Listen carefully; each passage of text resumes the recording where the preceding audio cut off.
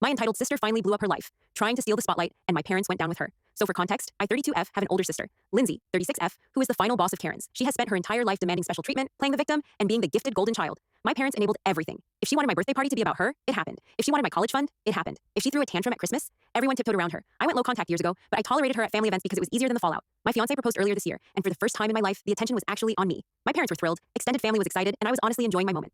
Enter Lindsay. She showed up to the engagement dinner wearing a white dress, declared that everyone should have cameras ready for a surprise. And halfway through the night, she stands up, clinks her glass, and goes, "I have big news too, I'm pregnant." Everyone gasped, including her own husband, who said out loud, "What?" She wasn't pregnant, she just couldn't stand my night being about me. My fiance's family was horrified. Mine just awkwardly laughed and pretended it was fine because that's just how Lindsay is. I brushed it off, but apparently the universe wasn't done. Her grand plan to reclaim the spotlight. A month later, we had an engagement party hosted by my future in-laws. Very classy, catered, beautiful. My parents begged me to invite Lindsay again because family is family. I agreed under one condition: no scenes. Shockingly, she agreed. Shockingly, X2, she lied. Mid-party, she pulls my mom aside and says she needs a microphone because she has a heartfelt speech. Before anyone can stop her, she grabs the mic and goes, "I didn't want to say this before, but I'm getting a divorce and I could really use everyone's support right now." Cue the record scratch. Her husband, who was there, looked like a man who was trying to astral project into another dimension. Turns out she wasn't getting divorced either. She was just mad that she wasn't the center of attention. Again, my future Mill took the mic back and very calmly asked her to leave. Lindsay threw a tantrum, knocked over a champagne tower, shoved a server, and stormed out. And here's where the karma avalanche hits. Her husband actually did file for divorce 2 weeks later.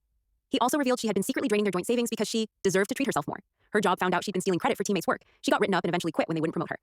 Extended family started distancing themselves because they were exhausted dealing with her. They told everyone the engagement party disaster was my fault for not supporting Lindsay during a hard time. My grandmother, our family's unofficial boss, shut that down fast. She called out my parents for enabling Lindsay her entire life and told them, "You created this monster. Don't expect the rest of us to feed it anymore." My dad tried to defend Lindsay. My grandma hung up on him. Slowly, every family member, cousins, aunts, uncles, even neighbors, started cutting ties with my parents. They were sick of the excuses, the favoritism, the manipulation.